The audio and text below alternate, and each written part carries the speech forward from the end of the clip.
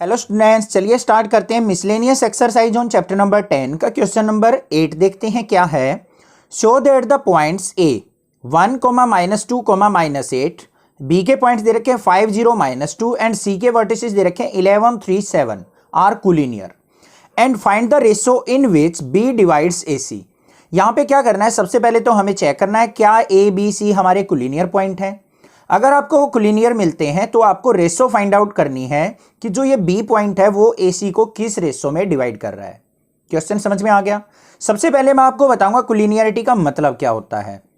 Collinear का मतलब होता है कि अगर हमारे 2 से ज्यादा पॉइंट्स एक ही लाइन पे एग्जिस्ट कर रहे हैं तो हम उनको कोलिनियर पॉइंट बोल लेंगे। तो यहां पे मान लो हमारा क्या है, ए पॉइंट है, ये हमारा बी पॉइंट है और ये हमारा सी पॉइंट है। अब कोलिनियरिटी चेक कैसे की जाए। अगर मेरा डिस्टेंस ए बी का डिस्टेंस प्लस में बी सी का डिस्टेंस ए सी के इक्वल आ जाए तो मैं कह सकता हूं कि तीनों एक ही लाइन में एग्जिस्ट करते हैं। कह सकता हूं या नहीं? ठीक है, तो हमें करना भी यही है। ए वेक्टर देखो हमारा क्या है, वर्टिसेस दे रखे हैं, इसको वेक्टर फॉर्म में लिखेंगे 1i मतलब i माइनस का 2j और माइनस का 8k। ए वेक्टर हो गया। बी के वेक्टर फॉर्म में देखेंगे हम, क्या हो जाएगा 5i 0j तो प्लस का 0j लिख लेते हैं इसको और माइनस का 2k। और सी वेक्टर क्या है बच्चों हमारा 11i प्लस में 3j प्लस में 7k। This is the C vector. A B C तीनों वेक्टर हमारे पास आ गए। अब हमें क्या निकालना है, पहले ए बी निकालना है। ए बी कैसे निकलेगा, बी वेक्टर माइनस ए वेक्टर करके। तो बी वेक्टर क्या है हमारा 5i प्लस में 0j माइनस में 2k। माइनस करना है ए वेक्टर, तो यहां पे देखो बच्चों माइनस करेंगे तो माइनस का i हो जाएगा, अंदर माइनस जाएगा तो प्लस का 2j हो जाएगा और प्लस का 8k। यहां पे क्या आ गया मेरे पास, यहां पे देखो 5i और i गया तो हमारा कितना आ गया 4i। 0j और 2j कितना हो गया हमारा बच्चों 2j माइनस का 2k प्लस का 8k। 8 में से 2 गया तो प्लस का 6k। This is the A B. ठीक है, अब हमें क्या करना है, इसका मैग्नीट्यूड बाद में निकालेंगे। पहले ए बी निकल गया मेरे पास ये डिस्टेंस। अब निकालेंगे बी सी, बी से सी का डिस्टेंस। कैसे निकलेगा, सी वेक्टर माइनस में बी वेक्टर करके। सी वेक्टर क्या है, ये रहा 11i प्लस में 3j प्लस में 7k। इसमें से हमें बी वेक्टर को सब्ट्रैक्ट करना है, क्या है 5i माइनस में 0j प्लस में 2k। अंदर साइन चेंज हो जाएंगे, ये बात तो क्लियर होगी आपको। 11 में से 5 गया तो 6i, 3j में से 0 गया तो हमारा 3j ही रहेगा, 7k और 2k क्या हो जाएगा 9k हो जाएगा। कोई भी दिक्कत नहीं होनी चाहिए, क्लियर हो गया होगा यहां तक। ठीक है, अगला चलते हैं, हमें डिस्टेंस निकालना है AC। तो हम यहां पे AC वेक्टर फाइंड आउट कर लेते हैं। AC किसके इक्वल होगा, C माइनस A करके। तो C वेक्टर क्या है हमारा 11i प्लस 3j प्लस में 7k माइनस में A वेक्टर क्या है बच्चों माइनस का i प्लस का 2j हो जाएगा, माइनस साइन अंदर जाएगा तो और प्लस का 8k हो जाएगा। तो यहां पे वेक्टर क्या आ गया 11i में से आई गया तो हमारा 10i, 3j और 2j क्या हो गया हमारा 5j, 7 और 8 क्या हो गया हमारा 15k। समझ में आ गया, क्लियर है, कोई दिक्कत की बात नहीं है। अब हमें क्या करना है, यहां पे मैग्नीट्यूड फाइंड आउट करना पड़ेगा। ए बी का मैग्नीट्यूड किसके इक्वल होगा, ध्यान से देखो, अंडर रूट 4 का स्क्वायर लिख लेते हैं पहले, 4 का स्क्वायर फिर 2 का स्क्वायर फिर 6 का स्क्वायर।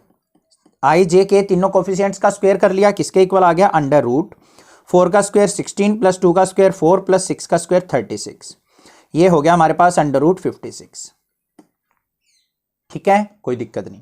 अगला चलते हैं, बीसी का हम मैग्नीट्यूड निकालते हैं। बीसी का मैग्नीट्यूड किसके इक्वल होगा, अंडर रूट कोफिशिएंट क्या है 6 का स्क्वायर प्लस 3 का स्क्वायर प्लस 9 का स्क्वायर इज इक्वल टू क्या हो गया बच्चों, अंडर रूट 6 का स्क्वायर 36, 3 का स्क्वायर 9 और 9 का स्क्वायर 81। 81 और 9 क्या हो गया 90, 90 और 36 क्या हो गया हमारा अंडर रूट, ये हो गया 126। ये भी क्लियर है। आगे देखते हैं हमें क्या निकालना है, AC का मैग्नीट्यूड निकालना है। कैसे निकलेगा, अंडर रूट आई का कोफिशिएंट 10 है तो 10 का स्क्वायर फिर 5 का स्क्वायर फिर 15 का स्क्वायर, ये हो गया इज इक्वल टू क्या हो जाएगा अंडर रूट 10 का स्क्वायर कितना होता है 100 प्लस में 5 का स्क्वायर 25 और 15 का स्क्वायर क्या हो गया 225 is equal to under root क्या हो गया यहाँ पे 225 और 25 क्या हो गया 250 और 100 करेंगे तो 350। यहां तक क्लियर है या नहीं है? समझ में आ गया? ए बी बी सी ए सी की वैल्यू आ गई। अब देखो बच्चों, आपको करना क्या है, ये दोनों डिस्टेंस इसके इक्वल होने चाहिए। कैसे देखेंगे हम? पहले 56 को आप ब्रेक कर लो अंडर रूट। 56 को क्या लिख सकते हैं? 14 इंटू 4 लिख सकता हूं। 14 4 जा 56। 4 का रूट क्या होगा? 2, तो ये हो गया हमारा 2 रूट 14।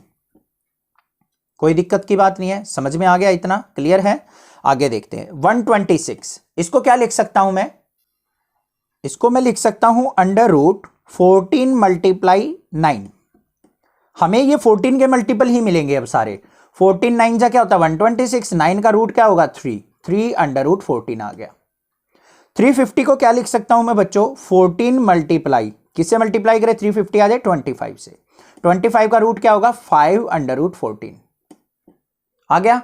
अब यहां पे क्या लिखेंगे हम? So AC equal to, AC का मैग्नीट्यूड इज इक्वल टू किसके है? AB मैग्नीट्यूड प्लस में BC मैग्नीट्यूड। तो यहां पे क्या हो गया? 5 under root 14 is equal to 2 under root 14 plus 3 under root 14 आ गया ना इक्वल। 3 और 2 5 under root 14 equal to 5 under root 14।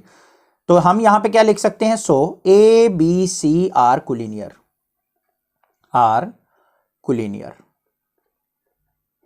यहां तक कोई दिक्कत नहीं होनी चाहिए। समझ में आ गया कोलिनियरिटी कैसे चेक करनी है, आपको कैसे प्रूव करनी है? ठीक है, इसके शॉर्टकट मेथड भी है, कोई टीचर बता देगा, शॉर्टकट कर देंगे, बट उसके मार्क्स कट जाएंगे आपके। तो आपको प्रॉपर वे से आपको क्वेश्चन करना है, पता होना चाहिए कोलिनियरिटी कैसे चेक की जाती है। ठीक है, अब बात करते हैं, हमें बतानी है कि जो ये बी पॉइंट है ये एसी को किस रेशो में डिवाइड कर रहा है। इसके लिए आपको क्लास 10th का कंसेप्ट याद करना पड़ेगा, सेक्शन फॉर्मूला।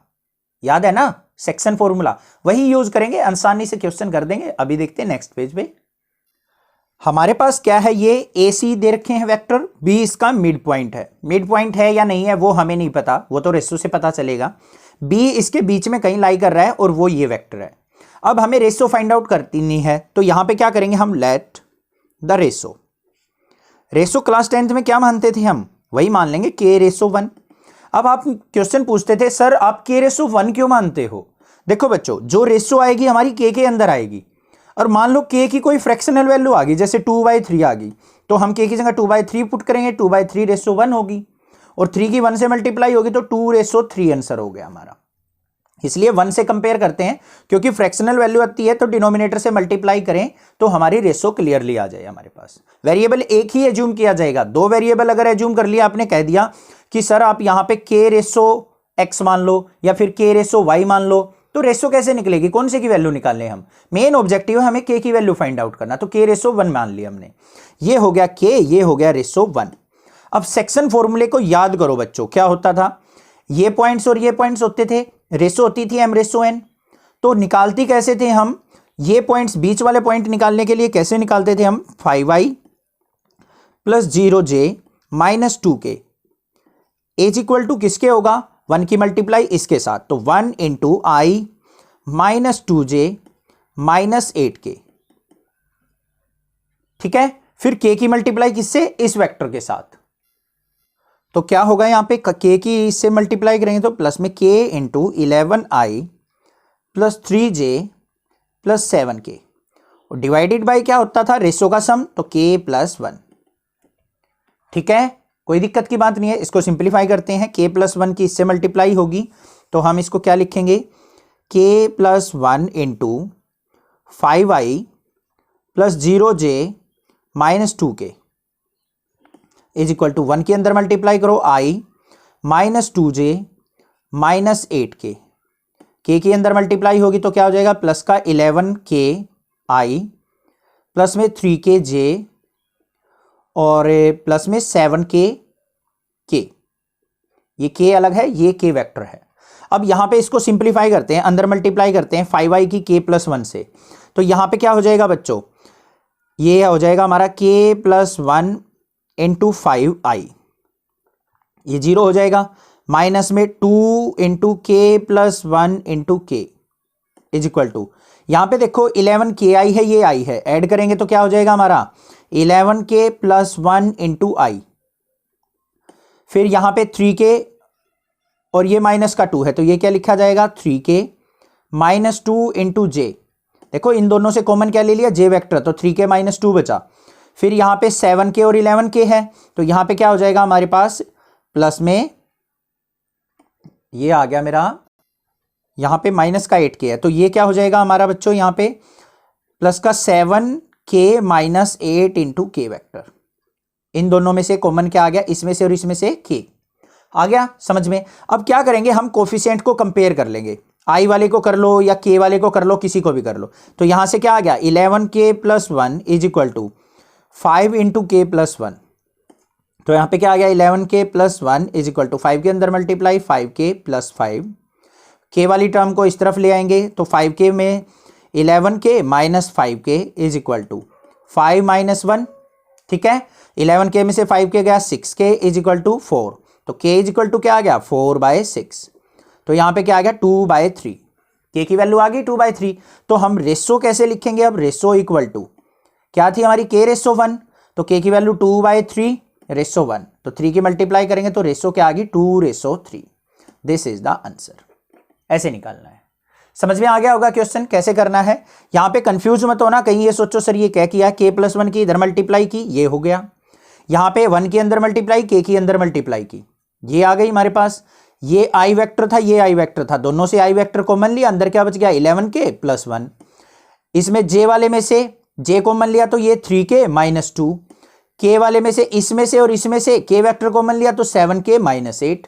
कंपेयर कर लो, कोई भी i को कर लो या k को कर लो, आंसर यही 2/3 आना है। समझ में आ गया क्वेश्चन। कोई भी डाउट किसी प्रकार का लगे तो स्क्रीनशॉट शेयर करके जरूर पूछ सकते हैं, अदरवाइज चैनल को सब्सक्राइब कीजिए, लाइक कीजिए और शेयर कीजिए। Thank you students for watching your channel. Next class is